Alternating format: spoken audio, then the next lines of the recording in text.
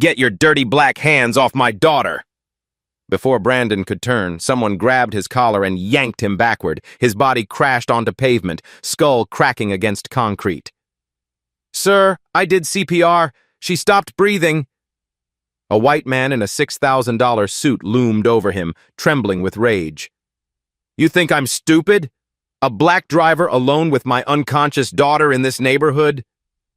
"Mr. Caldwell, she collapsed in my car. I had to—" Richard Caldwell shoved him down hard. "Security! Restrain him now!"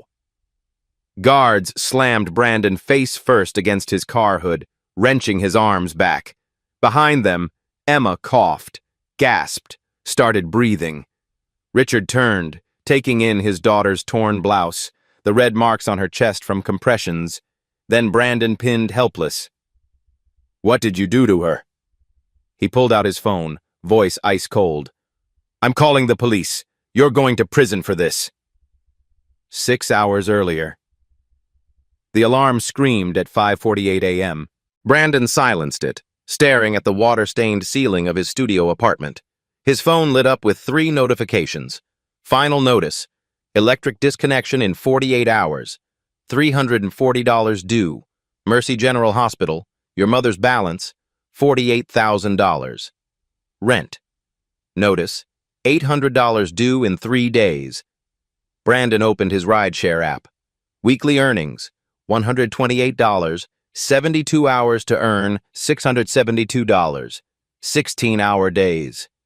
No sleep, just driving. His phone rang. Terrence. "They fired me, Brandon. 20 years at Caldwell Tech, gone. They're claiming I violated a non-compete I never signed." His brother's voice broke. "I got an eviction notice. $3,000 by month's end or I'm homeless." Brandon looked at his own eviction notice. "We'll figure it out." "How? Mom's dying. You're drowning. Now me." A bitter laugh. 3 people depending on you. How much can one man carry?" Everything, Brandon thought, because he had no choice. 7:23 a.m. First passenger, white businessman, barking into his phone. "I don't care if they're tired. If my employees can't work 60 hours a week, fire them. Find people who actually want to work." Brandon gripped the wheel, silent. The man glanced at him. "You work hard, right, driver? These young people want everything handed to them." Brandon forced a smile. "Just trying to make ends meet, sir." "See? That's the attitude." Back to his call. "Cut their benefits. They'll quit on their own." 11:15 a.m.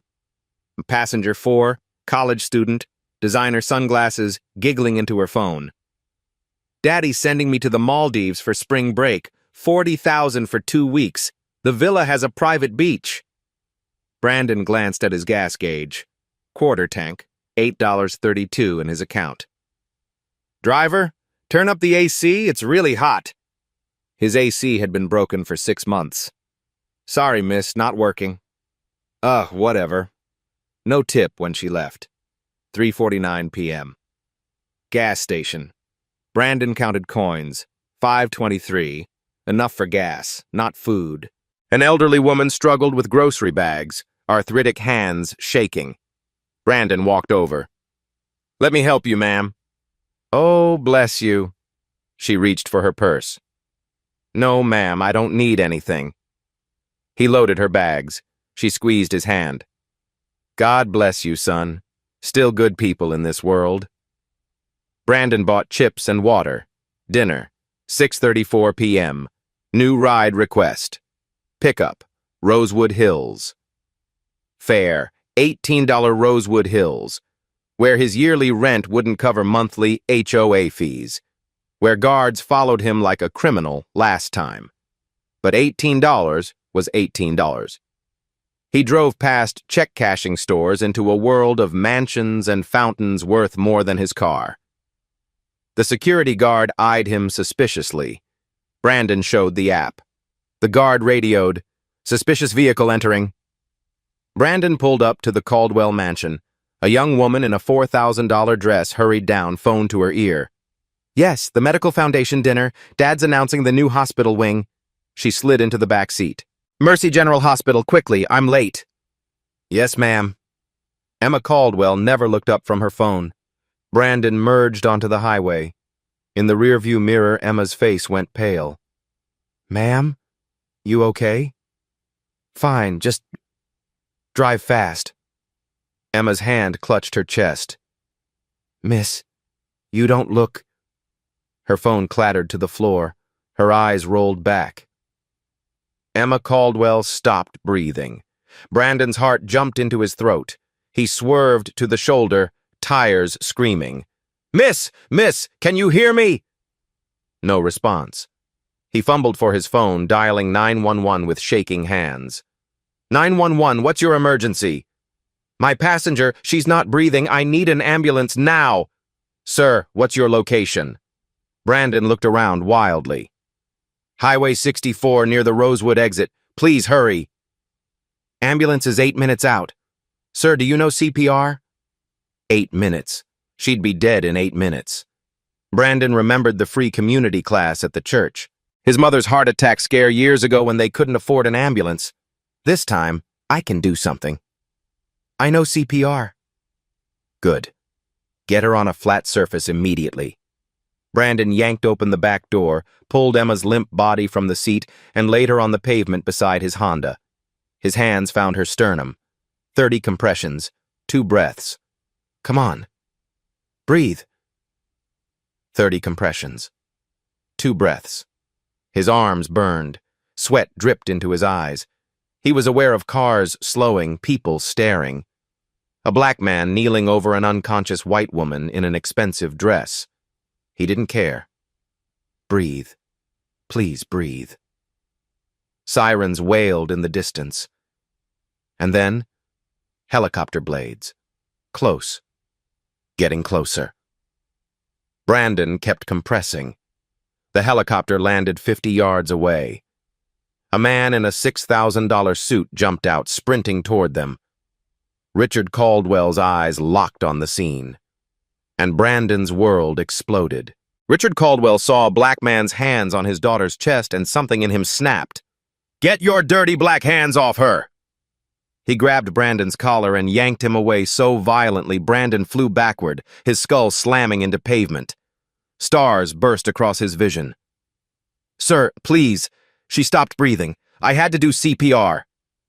CPR? Richard's face twisted with rage. A black driver alone with my unconscious daughter? You think I'm stupid? She collapsed in my car. I called 911. Richard shoved him down. Hard. Security! Restrain this man now!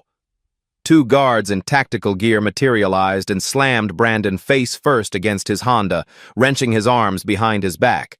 The hot metal burned his cheek. Behind them, Emma suddenly coughed, a wet, desperate sound, and gasped for air. Richard spun around. His daughter lay there, blouse torn open, angry red marks stamped across her chest, makeup smeared. Emma! Her eyes fluttered. Dad! What happened? You're safe now, baby. He dropped beside her, then his gaze snapped to Brandon, pinned and helpless.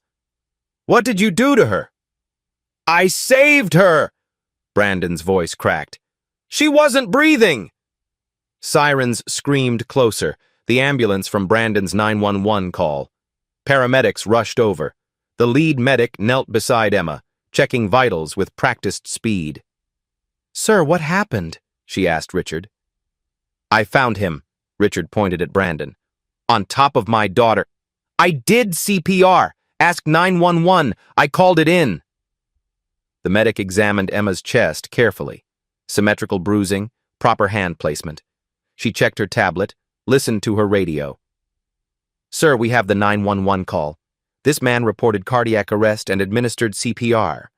She pressed Emma's sternum gently. These marks match correct CPR technique. No fractures. He did it right. Richard's face went white. What are you saying? He saved your daughter's life. The medic's voice was firm. Without immediate CPR, cardiac arrest causes brain damage in 4 minutes. We were 8 minutes away.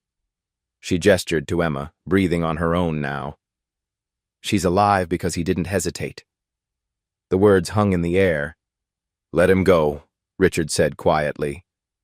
The guards hesitated. I said let him go! They released Brandon. He stumbled, catching himself, wrists red and raw. Richard's phone rang. He answered mechanically. Not now. The gala doesn't matter. My daughter almost died. Mercy, General. 20 minutes. Paramedics loaded Emma onto a stretcher. She reached for her father weakly. Dad, I'm okay. Save your strength, baby. Richard climbed into the ambulance, then stopped, turning back to Brandon with an expression no longer rage but confusion. You called 911? Yes, sir. And you did CPR? Yes, sir. Why?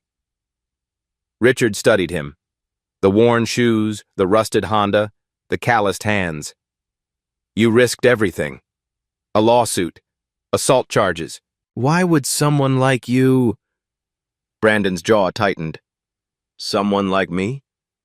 Richard caught himself, looking away. I need to go. Before the doors closed, he called out. What's your name? Brandon Williams. Brandon Williams. Richard memorized it. I'll contact you. After Emma's stable. We need to talk. The ambulance pulled away, sirens wailing. Brandon stood alone in the empty street, his body aching, hands still trembling from adrenaline. A police car rolled up. Brandon's heart sank. Officer Davis stepped out, an older black man with a notepad. Sir, I need your statement about the medical emergency. Not an arrest, just a statement. Brandon exhaled shakily and explained everything. The collapse, the 911 call, the CPR, Richard's violent arrival. We've confirmed it with the 911 recording and paramedics, Officer Davis said, closing his notebook. You did good tonight, son. Saved that young woman's life. Something passed across his face. Understanding. You're free to go. Brandon climbed into his Honda. His hands wouldn't stop shaking as he gripped the wheel. He'd saved Emma Caldwell's life. Her billionaire father had looked at his black skin, his cheap clothes, his old car, and assumed the worst. Had attacked him, restrained him like a criminal. His phone buzzed. Ride-share account, suspended. Reason, pending passenger safety investigation. Brandon stared at the screen. No more rides. No income. 72 hours to earn $672 for rent. His mother's medications running out. His brother facing eviction. And Brandon had just lost his only way to make money. All because he'd done the right thing. All because he'd saved someone's life. Brandon didn't sleep.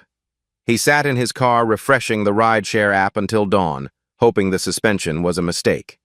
It wasn't. At 6 a.m., unknown number. Mr. Williams? Catherine from Richard Caldwell's office. Mr. Caldwell would like to meet you. Mercy General, 2 p.m., room 412. Is Emma okay? Recovering well, thanks to your actions. Can you make it? Yes. 1:54 p.m. Mercy General's entrance gleamed with marble and glass. Nothing like the county clinic where Brandon's mother received her cancer treatments in bleach-smelling hallways. Security stopped him immediately. Can I help you? The guard's tone was clipped, eyes scanning Brandon's faded jeans and off-brand jacket. Emma Caldwell, room 412. Catherine called. ID, please. The guard studied his license slowly, eyes flicking between screen and face like running a criminal background check. Finally, 4th floor, elevators that way. The elevator was all mirrors and recessed lighting. Brandon's reflection stared back, exhausted, rumpled, out of place.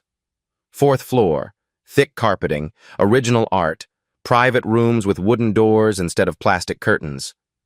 Room 412 stood open. Emma sat propped in bed, pale but unmistakably alive.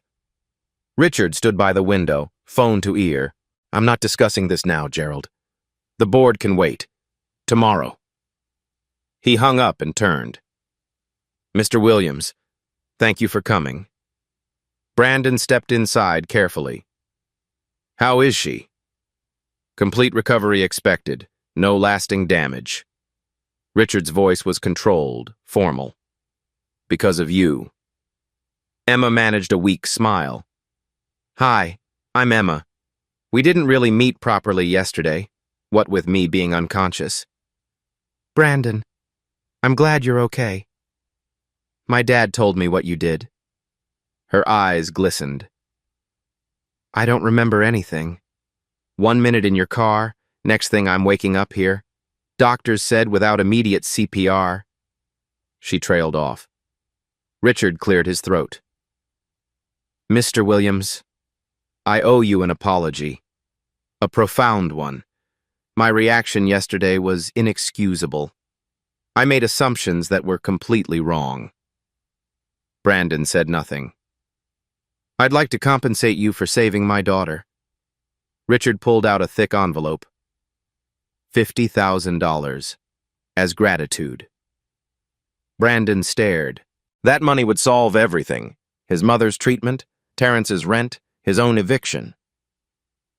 "No thank you, Mr. Caldwell." Richard blinked like Brandon had spoken another language. "I'm sorry?"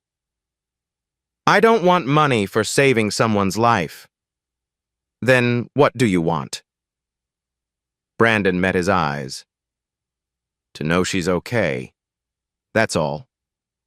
That's why I came." Richard looked genuinely confused. "But surely given your current circumstances—" "My circumstances?" Something hard entered Brandon's voice. "I meant no offense, just expressing gratitude in a tangible way." Brandon turned to Emma. "I'm really glad you're all right, Miss Caldwell. Take care of yourself." He headed for the door. "Wait, please." Richard held out a business card.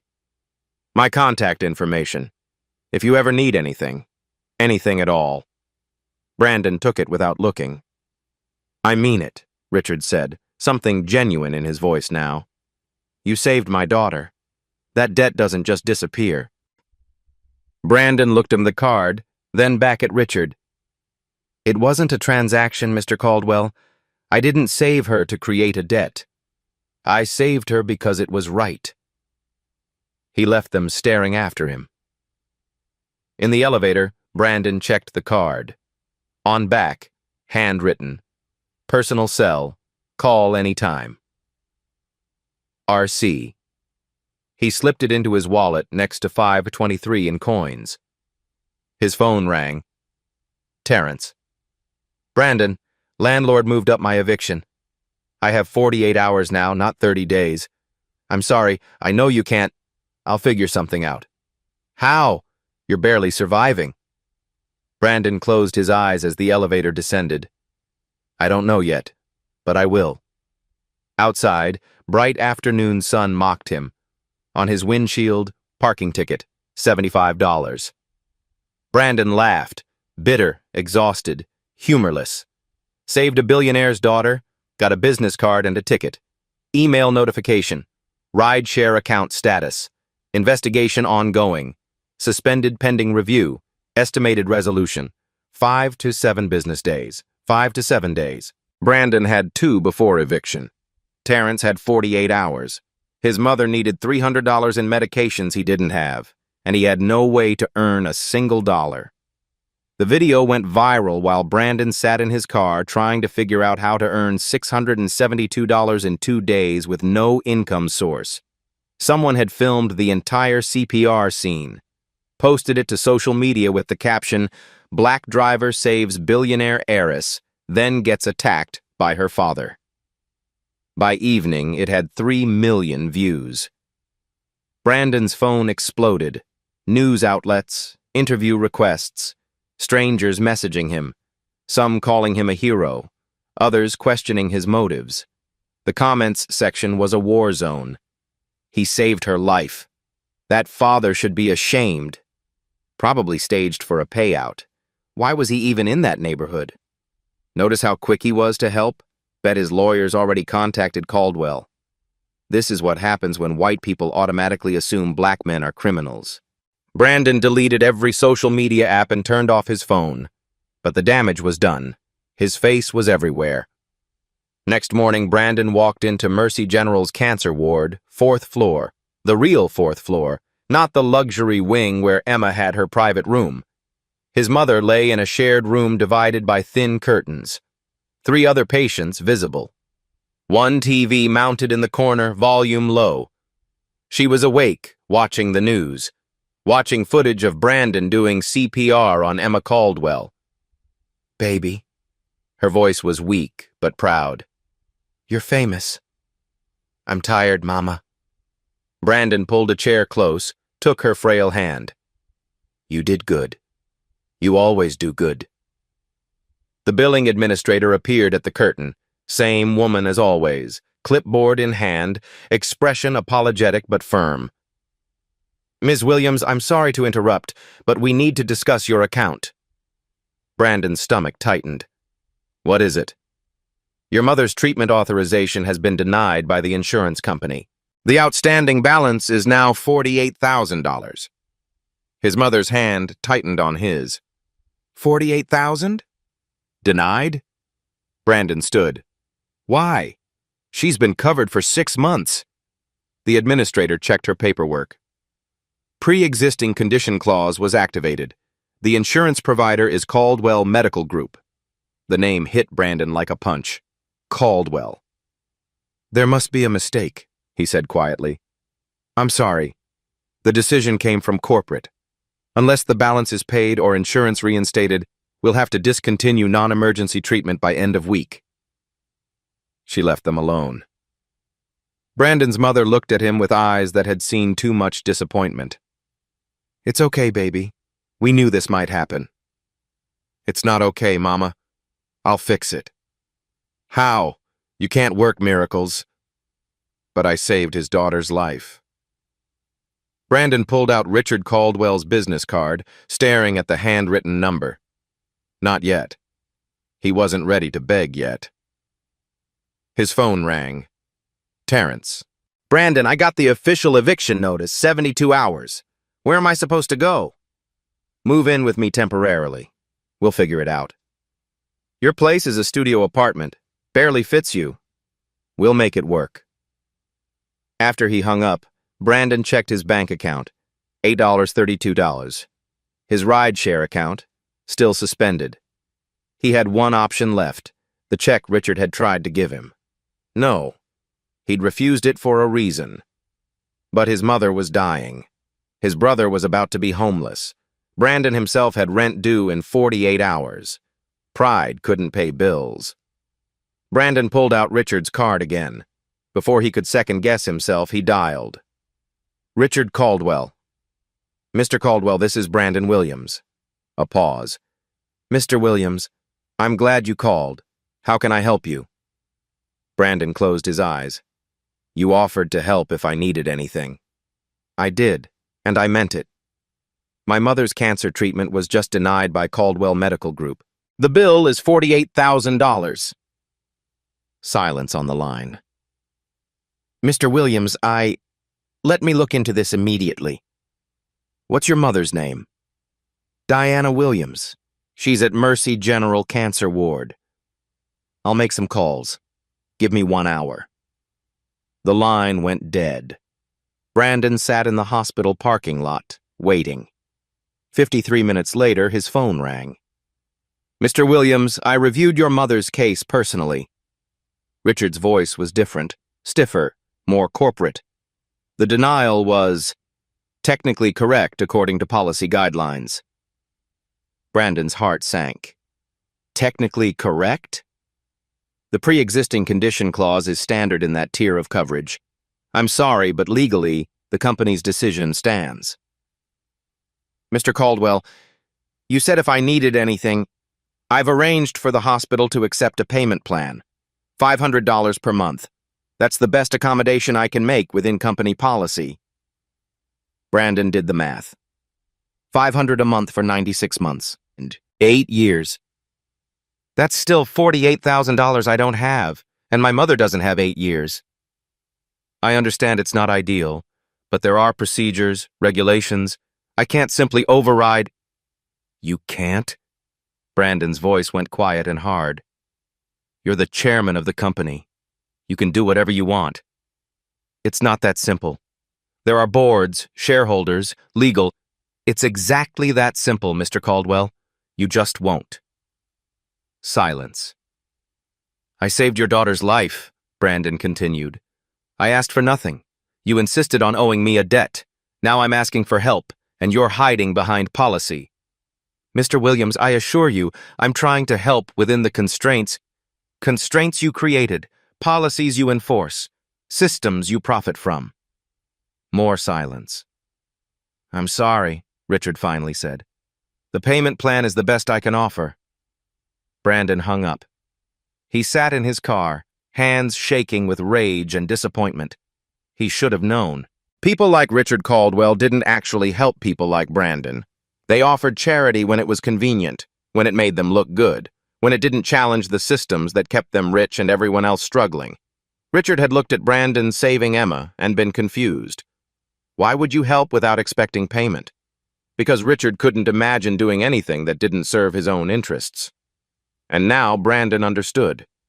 The debt Richard claimed to owe was just words. Empty gratitude that evaporated the moment it cost him anything real. Brandon started his car. He had 2 days to find $672 for rent. No job, no income, no help coming. He pulled out of the parking lot and drove through the city, watching the world divide itself. Gleaming downtown towers where people like Richard decided who deserved treatment and who deserved debt. And the neighborhoods where Brandon lived, where $48,000 might as well be $48 million. His phone buzzed. Text from unknown number. Mr. Williams, this is Emma Caldwell. I just heard what my father said. I'm so sorry. Can we talk, please? Brandon deleted it. Pretty words from rich people didn't pay bills. He drove home to his water-stained studio apartment and lay on his sagging mattress, staring at the ceiling, wondering how doing the right thing had led him here. Jobless, hopeless, drowning. The universe didn't reward good people. It just punished them in new and creative ways. Emma Caldwell showed up at Brandon's apartment building the next morning. He saw her through his window. A white woman in expensive casual clothes, looking completely out of place in his neighborhood.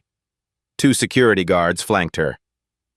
Brandon didn't answer when she knocked. Mr. Williams? Brandon? I know you're in there. Please, I just want to talk. He opened the door. What do you want? Emma looked genuinely distressed. I heard what happened. With your mother. With my father's response. I'm so sorry. Your apology doesn't pay medical bills. I know, that's why I'm here. She held out an envelope. It's a check for your mother's treatment. I have my own trust fund. This doesn't come from my father. Brandon didn't take it. I don't want charity. It's not charity. It's gratitude. You gave me my life back. Her eyes were earnest, almost desperate. Please. Let me do this one thing. Brandon looked at the envelope, looked at this privileged young woman who genuinely seemed to care, but fundamentally couldn't understand what it was like to choose between medicine and rent. Does your father know you're here? No. Good. Go home, Miss Caldwell. Tell your father his company's policies are killing people. Tell him technically correct isn't the same as morally right.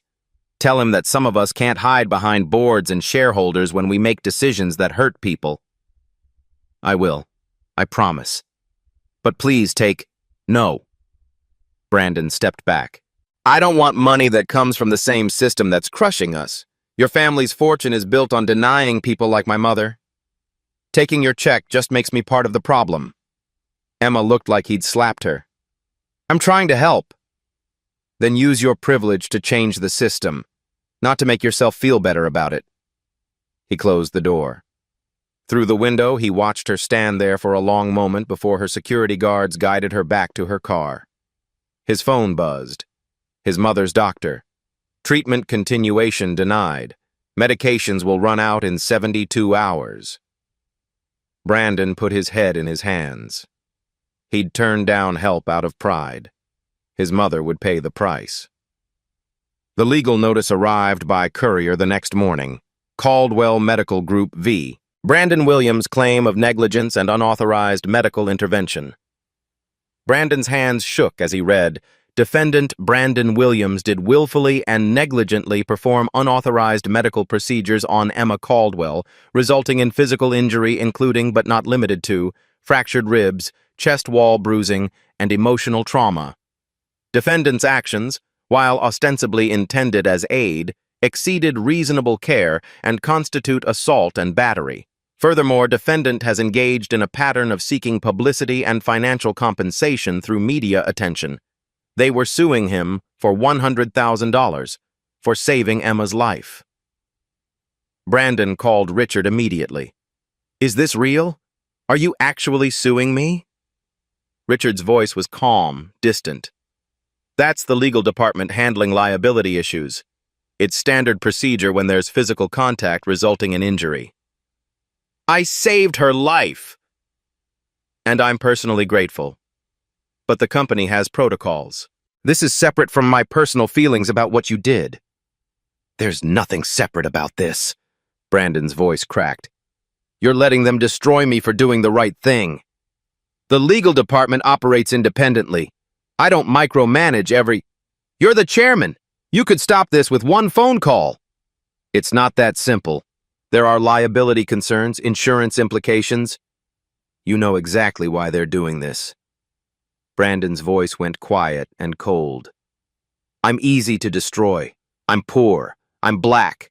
I'm visible because of that video. Your lawyers know I can't afford to fight back, so they're making an example of me. Silence on the line. Mr. Williams, this isn't about... Don't. Brandon cut him off. Don't insult me by pretending you don't see it. I saved your daughter. You looked at me like a criminal. Now your company is suing me to protect yourselves, and you're going to let it happen because people like me don't matter to people like you. Richard's voice went tight. I think this conversation is over. It was over the moment you chose your company's bottom line over doing what's right. Brandon hung up. By afternoon, the media had the story. Good Samaritan faces lawsuit after saving billionaire's daughter. The narrative shifted instantly. Opportunist driver sued for assault. Conservative outlets. Medical experts question hero's methods. Business news. Did Brandon Williams go too far? Morning talk shows. Think pieces flooded the internet. The Savior Complex, when Good Samaritans become liabilities. His rideshare account sent an updated notification. Account permanently suspended. Reason: ongoing litigation poses unacceptable risk to passenger safety. This decision is final.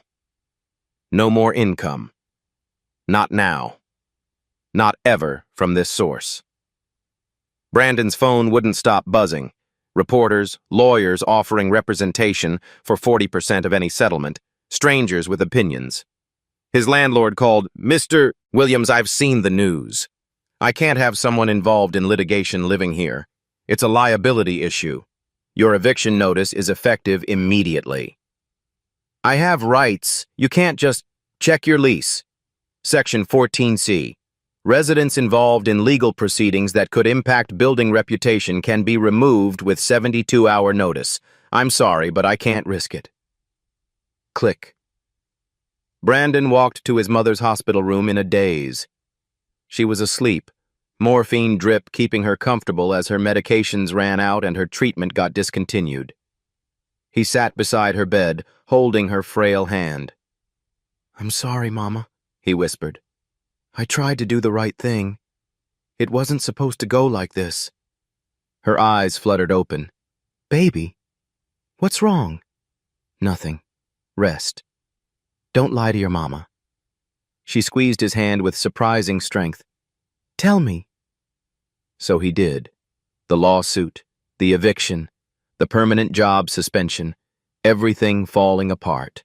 His mother listened, then smiled, actually smiled. "You saved that girl's life?" "Yes, Mama." "Then you did right. The rest—" She waved her free hand weakly. "The rest is just noise. You can't control how people react to your goodness. You can only control whether you're good. Being good is killing us. No, baby. Being good is keeping us human. The minute you let their cruelty make you cruel, they win. You understand?" Brandon didn't answer. An elderly black woman in the next bed, separated by a thin curtain, spoke up. "Young man, I heard what happened to you, what they're doing." Her voice was strong, despite her illness. "You listen to your mama. Good people always get tested. The question ain't whether you'll face trials, it's whether you'll stay good when you do." She pulled out her purse with trembling hands. "I don't have much, but here's $40. It ain't a lot, but—" "Ma'am, no. Hush. You helped somebody who needed it. Now let us do the same." The woman in the third bed added $20. The fourth bed, a young Latina woman, emptied her wallet, $32. Brandon stared at the money through blurred vision. $92 from people who had even less than him, who faced the same ruthless system, who understood what it meant to be punished for being poor. "Thank you," he managed. His mother pulled him close. "You're not alone, baby. Never alone." But when Brandon left the hospital, the reality hit. $92 was nothing against $100,000 in legal fees, $48,000 in medical bills, $672 in rent he couldn't pay. He sat in his car, which would be his home in 72 hours, and let himself break. He'd saved a life. He'd lost everything. The system was rigged. The powerful crushed the good, and no amount of doing right would change that. His phone buzzed. Unknown number. He almost didn't answer. "Mr. Williams, this is Emma Caldwell. Please don't hang up. I know what my father's company is doing. I know about the lawsuit, and I'm not going to let it happen." Brandon's throat was too tight to speak. "I'm going to stop this," Emma said, her voice shaking but determined. "I'm going to make it right. I promise you. My father taught me to be a lot of things, but you taught me something he never did. What real courage looks like. Miss Caldwell, call me Emma, and trust me, just a little longer. Can you do that?" Brandon looked at the $92 from 3 dying women who'd given what they couldn't afford because they understood solidarity. "Okay," he whispered. "A little longer." Emma Caldwell didn't just call. She showed up at the Caldwell Industries headquarters with a lawyer, a recording device, and a determination that surprised even her. She walked into her father's office without knocking. Richard looked up from his desk, phone to his ear. "Emma, I'm in a meeting. Hang up." Something in her voice made him comply. "I'll call you back, Gerald." Emma slammed a folder on his desk. "You're suing the man who saved my life? That's the legal department's decision based on liability. Don't give me corporate talking points. You're the chairman. You control everything. There are procedures, boards, insurance implications. I don't care about procedures." Emma's voice cracked. "That man gave me my life back. He did CPR for 3 minutes while you flew around in your helicopter. He risked everything. His job, a lawsuit, being accused of assault, because it was the right thing to do. And now you're destroying him for it?" Richard stood, his face hardening. "You don't understand business, Emma. When someone performs medical procedures without certification, when injuries result, there are legal ramifications. He saved my life." Emma enunciated each word. "The doctors confirmed it. The paramedics confirmed it. I would be dead without him. And you're worried about legal ramifications?" I'm worried about precedent. If we don't protect ourselves legally, every good Samaritan who causes injury will... Listen to yourself. Emma's eyes filled with tears. You sound exactly like the man I never wanted you to become. Mom would be ashamed. Richard flinched. Don't bring your mother into this. She'd want me to. Emma opened the folder. I had my lawyer pull Caldwell Medical Group's litigation history. You want to know what I found? She spread documents across his desk. 6 cases in the last 3 years. All lawsuits against people who helped Caldwell employees or family members. All settled quietly with NDAs. All involving people of color. She met his eyes. All designed to protect the company from liability by destroying anyone who might expose your policies or practices. Richard's face went pale. That's not what this is about. Isn't it? Brandon Williams called you for help with his mother's medical bills, bills from your company denying coverage. You hid behind policy. Now he's being sued for saving my life, and you're hiding behind procedure. Emma's voice shook.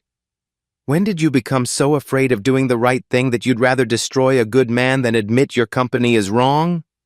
I'm trying to protect our family's legacy. You're protecting your bottom line. Emma grabbed her purse. I'm going to fix this.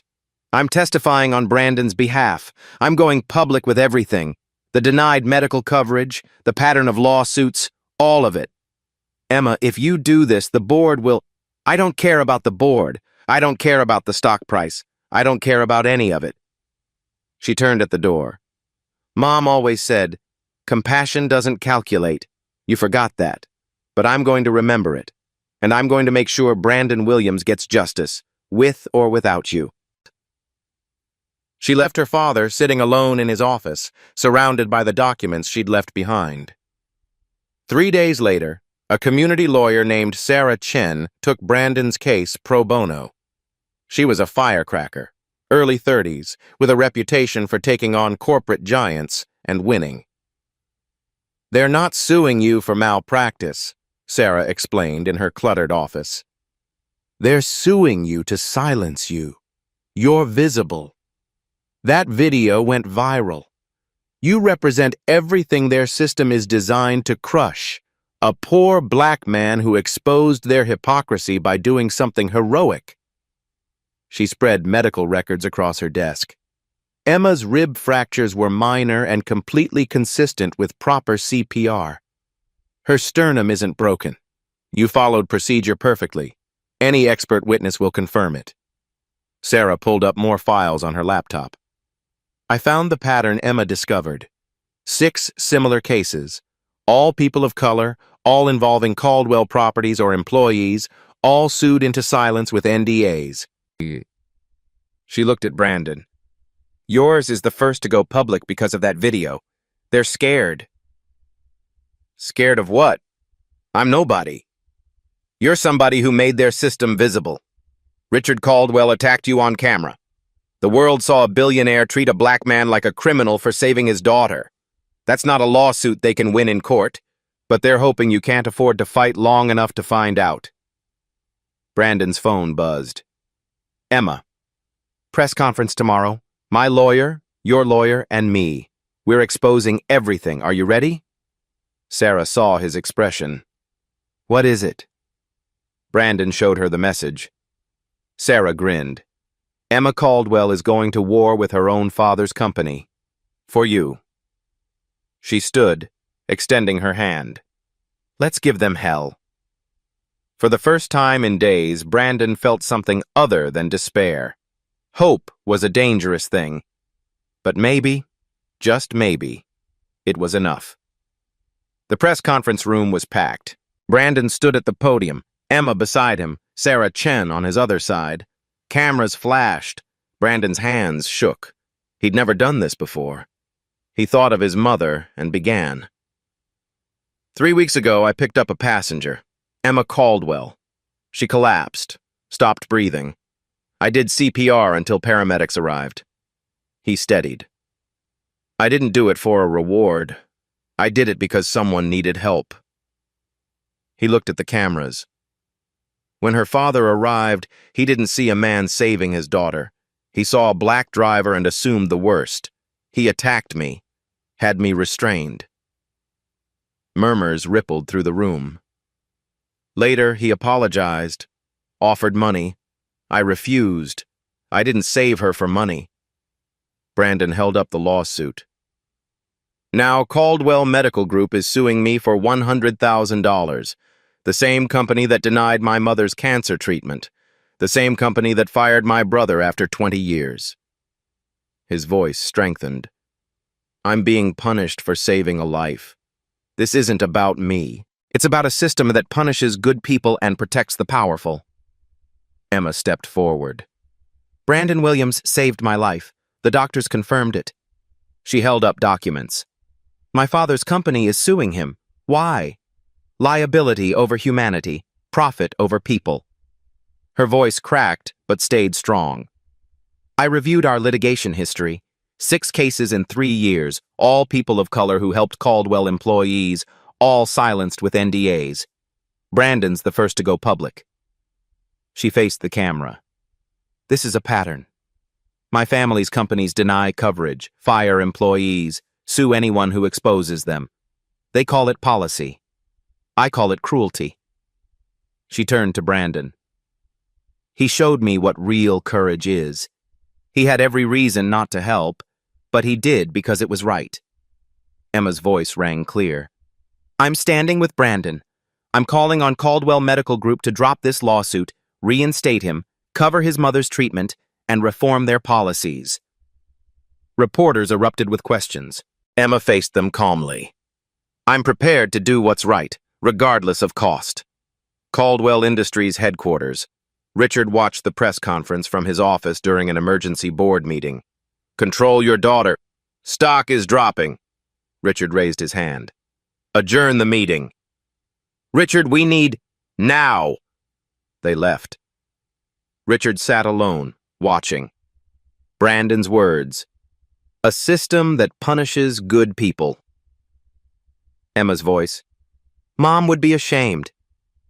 He pulled out his late wife's letter from his desk.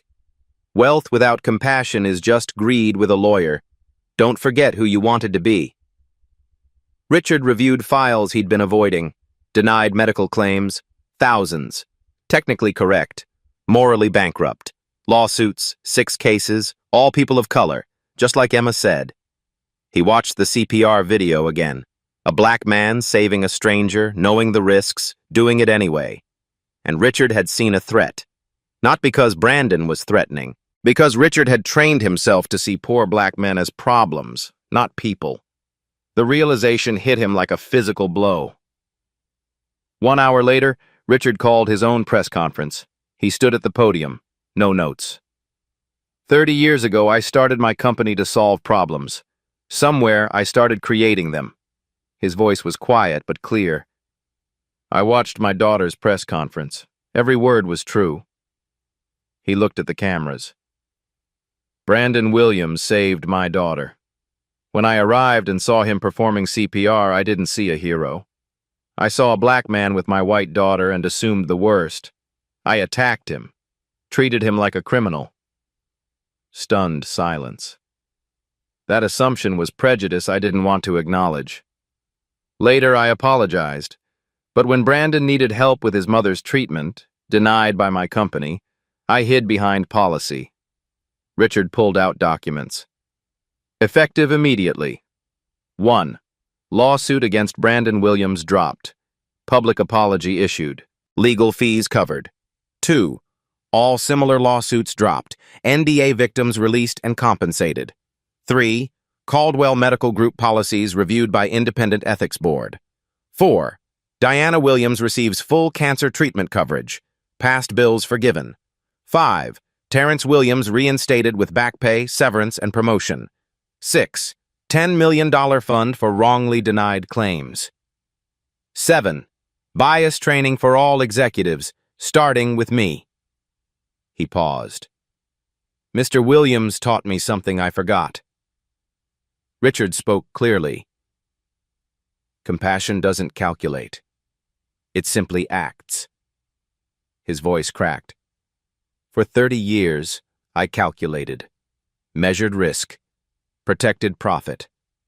I built systems that hurt people and called it business. He gripped the podium. Brandon wasn't calculating when he saved my daughter.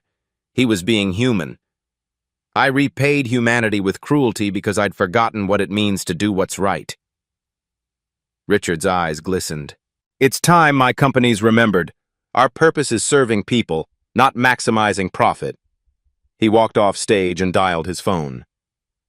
Mr. Williams? Richard Caldwell. I need to apologize properly. Can we talk? Private meeting. 1 hour later, Brandon met Richard at a quiet coffee shop, not a boardroom. Richard stood when Brandon arrived, extended his hand. Brandon hesitated, then shook it. They sat. I owe you more than a press conference, Richard began. I owe you the truth. He met Brandon's eyes. When I saw you over Emma, my first thought wasn't, thank God someone helped her. It was fear. And that fear came from prejudice I didn't want to admit I had. Brandon said nothing. I saw your skin color, your clothes, your car, and I made assumptions, terrible ones. Then when you refused my money, I couldn't understand it, because in my world, everything has a price. Richard's voice dropped. You saved my daughter's life and asked for nothing. That terrified me, because it meant I couldn't buy you, couldn't control the narrative, couldn't make this fit into my understanding of how the world works. He leaned forward. So my company attacked you, not because you did anything wrong, but because you exposed something I didn't want to see, that my systems are designed to protect people like me by crushing people like you. Brandon finally spoke. Why are you telling me this? Because you deserve to hear it, not the PR version, the truth. Richard's hands shook slightly. I'm sorry, Brandon. Truly. For attacking you. For doubting you. For hiding behind policy when your mother needed help. For building companies that hurt people and pretending it was just business. Silence. I can't undo what I did, Richard continued, but I can change what I do next, if you'll let me. Brandon studied him. My mother's dying, Mr. Caldwell. My brother was homeless. I was 2 days from living in my car, all because I saved your daughter. I know. Do you? Really know what it's like to choose between medicine and rent? To be treated like a criminal for being good? Richard's voice was barely a whisper. No, I don't. And I'm ashamed that I never tried to understand. Brandon sat back. Your press conference was a start. Your policy changes might help people, but words and money don't fix what's broken in this country. You're right. Then why should I believe anything you're saying? Richard met his eyes. Because I'm not asking you to. I'm asking you to let me prove it. With time, with actions, with accountability. He slid a folder across the table. This is an offer. Director of Community Relations for Caldwell Foundation. 6-figure salary. Full benefits. Your job is to keep me honest. To challenge every policy, every decision, every system that hurts people. You answer to the board, but you have full authority to flag anything you see as unjust. Brandon didn't open the folder. I don't want a job that makes you feel better about yourself. It's not about making me feel better. It's about making things right, or trying to. Richard's voice was earnest. You showed me what I'd become. Now I'm asking you to help me remember who I wanted to be. Brandon finally opened the folder. The salary was real, the benefits comprehensive, the job description exactly what Richard described. Can I do it my way? Brandon asked. Really help people, even when it costs your company money? Richard didn't hesitate. I'm counting on it. Brandon looked at this broken billionaire trying to rebuild himself. I'll think about it. That's all I ask. They stood. Richard extended his hand again. This time, when Brandon shook it, it felt different. Like maybe, just maybe, something could actually change. 3 months later, Brandon Williams walked into his new office at Caldwell Foundation. Modest but professional. A real desk, a window, photos on the wall, people he'd helped in his first 90 days. His first major decision as Director of Community Relations sat on his desk, a medical claim denial for a young Latina woman with lupus. Technically compliant with policy, morally wrong. Brandon picked up his stamp, the one Richard had given him his first day. He pressed it firmly onto the denial form. Approved. Policy overridden. Humanitarian exception. Below it he wrote, "Policy serves people, not the other way around. BW." His assistant knocked. "Mr. Williams, your 2 p.m. is here." Emma Caldwell walked in, smiling. She looked different, less polished, more genuine. She'd been working at a legal aid clinic, using her privilege to help people navigate systems designed to exclude them. "Coffee?" Brandon offered. "At that little place you showed me?" "Absolutely." They walked through downtown together, an unlikely friendship born from crisis. Emma in jeans and a simple jacket. Brandon in business casual he still wasn't quite comfortable wearing. The diner was nothing fancy. Cracked vinyl booths, coffee that came in heavy ceramic mugs, the kind of place Emma had never been before Brandon. "I have news," Emma said. "The Caldwell Foundation's CPR training program launched in 50 cities this week. We've trained over 2,000 people so far." Brandon smiled. "Your idea worked." "Our idea? You pushed for underserved communities first. That made it matter. Speaking of which, your father asked me to review the new medical ethics board candidates." Emma raised an eyebrow. "And?" "Half of them are corporate lawyers who'll protect the company. I rejected them." "How'd he take it?" "He said, 'Good. That's why I hired you.'" Brandon shook his head, still surprised. "I think he actually meant it. He's trying. It's not perfect, but he's trying." Emma stirred her coffee. "You changed him, changed all of us." "I just did CPR?" "You did more than that. You showed us what we'd become." She met his eyes. "Thank you." Brandon's phone buzzed. His mother, home now, in treatment, responding well. "Baby, your brother's promotion ceremony is today at 4. Don't be late. Love you." Mom. Brandon showed Emma the text. "Terrence is getting promoted? To senior management. Richard made it happen." "You made it happen by refusing to let them buy your silence." Brandon paid for coffee. He could afford it now. And they walked back through the city he was slowly learning to see differently. Not 2 worlds separated by wealth, but one world where people could choose compassion over calculation, where doing right could actually lead somewhere good, where a black driver and a billionaire's daughter could change a system together. It wasn't perfect, but it was a start. 6 months after that day, the Williams Family Center for Compassionate Care opened its doors in the neighborhood where Brandon grew up. Free medical clinic, community CPR training, legal aid office, all in one building. Named after Brandon's father, a man who'd taught him, do right, even when it's hard. Brandon and Emma stood at the ribbon-cutting ceremony, his mother beside them in a wheelchair, healthy now, smiling. Terrence on the other side, proud. Richard Caldwell stood slightly apart, watching. When their eyes met, Brandon nodded. Richard nodded back. Not friendship, not yet, but acknowledgement. Respect. The beginning of accountability.